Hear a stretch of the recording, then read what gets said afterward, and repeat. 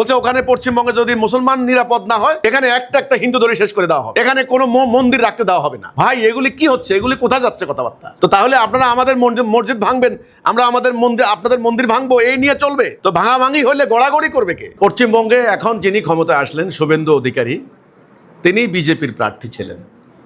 তো বিজেপির রাজনীতি এ পর্যন্ত স্বাভাবিকভাবেই হিন্দুত্ববাদী আদর্শ নিয়ে তারা রাজনীতি করেছে। তারা ভারতবর্ষে হিন্দুত্ববাদী জাতীয়তাবাদী আন্দোলন করছে।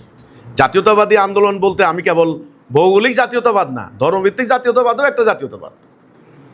তো হিন্দুত্ববাদী আন্দোলন করার কারণে হিন্দু ভোটারদের আকৃষ্ট করার ক্ষেত্রে গত ইন্টারিম টাইমের কিছু লোকের বক্তব্য বিবৃতি উছিলা করে তারা ব্যাপক রাজনীতি করেছে।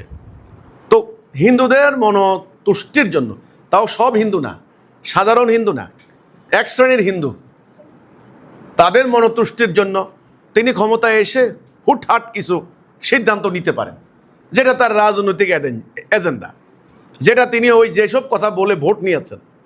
এখন আপনি বলেন যে ওখানে গরু জবাই করা নিষিদ্ধ। আসলে শুভেন্দু অধিকারী পশ্চিমবঙ্গের মুখ্যমন্ত্রী, তিনি এই সংক্রান্ত কি আদেশ জারি করেছেন সেটা একেবারেই পুঙ্খানুপুঙ্খ তথ্য উপাত্ত আমি কিন্তু পুরোপুরি পাইনি, আমি স্টাডি করতে পারি নাই। তবে মিডিয়া যেভাবে এসেছে, মোটা দাগে যেই প্রতিক্রিয়া হচ্ছে, যেগুলি আমরা পাচ্ছি, সেখানে প্রকাশ্যে গরু জবাই নিষিদ্ধ করার ঘোষণা দিয়েছে। কি কারণে প্রকাশ্যে তিনি গরু জবাই ঘোষণা দিলেন? তিনি যদি বলেন পরিবেশ নষ্ট হবে, তাইলে ভালো কথা। পরিবেশ নষ্ট হলে আপনি ভিন্ন বিকল্প ব্যবস্থা করেন, আধুনিক ব্যবস্থা করেন, খুব ভালো। তো আধুনিক ব্যবস্থা করেন, সেখানে যেন স্বাচ্ছন্দ্যে মুসলমানরা কোরবানি দিতে পারে, গরু জবাই করতে পারে। যারা মাংস খান, পশ্চিমবঙ্গের কোটি কোটি মানুষ গোস্ত খায়, মানে গরুর গোস্ত খায়, তাদের জন্য ব্যবস্থা করেন। আর সেটা যদি আপনার ধর্মীয় দুর্বিসন্ধি হয়ে থাকে, মানে মুসলমানদেরকে তাদের ধর্মীয় কর্তব্য পালনের ক্ষেত্রে প্রতিবন্ধকতা সৃষ্টির উদ্দেশ্য হয়ে থাকে, তাহলে বলবো সাম্প্রদায়িক রাজনীতি, এটা অপরাজনীতি। অলরেডি আমরা কেবল মুসলমানরা না, আপনাদের হিন্দুরাও কিন্তু এফেক্টেড হয়েছে। কিন্তু হিন্দু বহুত গরু ব্যবসায়ী কিন্তু তারা ক্ষতিগ্রস্ত হচ্ছে। এই যে আজকেও কিন্তু আমি দেখলাম বাজারে অনেক হিন্দু গরু বিক্রি করতে পারছেন না, তারা কিন্তু ক্ষোভ প্রকাশ করছেন। তো কাজেই এই নোংরা রাজনীতি বন্ধ করা হোক। এটাকে নিয়ে আবার বাংলাদেশে পলিটিক্স করা হচ্ছে। বাংলাদেশ ভারতের রাজনীতি তো 47-এর আগে থেকেই এই মানে ভয়ঙ্কর এই ধর্মভিত্তিক রেশারেশি রাজনীতি, সাম্প্রদায়িকতার এই বীজ রোপণ করে গেছে ব্রিটিশরা।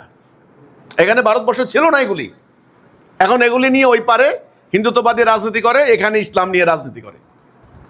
তো আমরা দেখলাম আমাদের বাংলাদেশে কিছু বক্তা, তারা ভয়ঙ্কর আকারের বক্তব্য দিচ্ছেন, যেটা সাংঘাতিক, যে কোনো সুস্থ লোক শুনলে গা শিউরে উঠবে।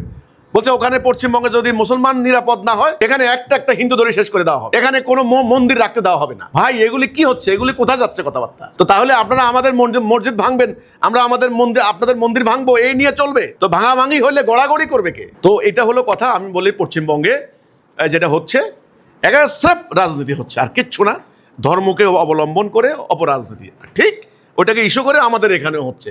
এখন আমার পক্ষ থেকে আমার বক্তব্য হলো, আমরা হিজবুত তৌহিদ আন্দোলন, আমরা সমগ্র সন্ত্রাসবাদ, উগ্রবাদ, সেটা হিন্দুরা করুক আর বৌদ্ধরা করুক আর মুসলমানরা করুক, এবং মবের বিরুদ্ধে আমরা ইসলামের সহজ সরল সিম্পল বিধানের পক্ষে, যে ইসলাম মানবতার মুক্তির জন্য এসেছে।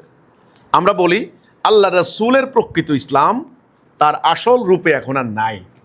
সেটাকে যদি আমরা এই সমাজে প্রতিষ্ঠা করতে পারি, তবে ভারতবর্ষেও এ ধর্মের নামে অপরাজনীতি হবে না, আর বাংলাদেশেও ধর্মকে ব্যবহার করে স্বার্থ উদ্ধার কেউ করতে পারবে না।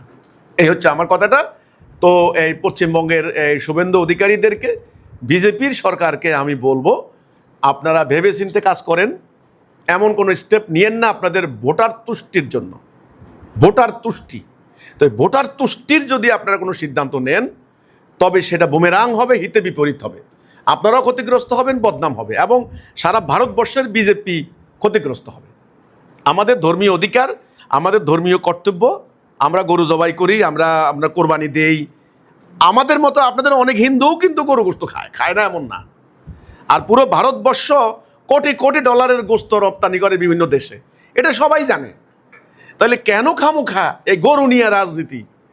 এটা তো নতুন না, এটা তো সেই পুরানো শুরু হয়েছে, গরু নিয়ে রাজনীতি। এটা বন্ধ করেন, বরং আসেন একটা মানে উন্মুক্ত সংলাপ করেন কিভাবে আপনারা ওখানে শান্তিপূর্ণভাবে, যদি আপনারা ওখানে অশান্তি করেন এখানেও অশান্তি হবে, আবার এখানে অশান্তি হলে ওখানেও অশান্তি হবে, শান্তি কিন্তু কেউ পাবেন না। এটা হলো আমার কথাটা।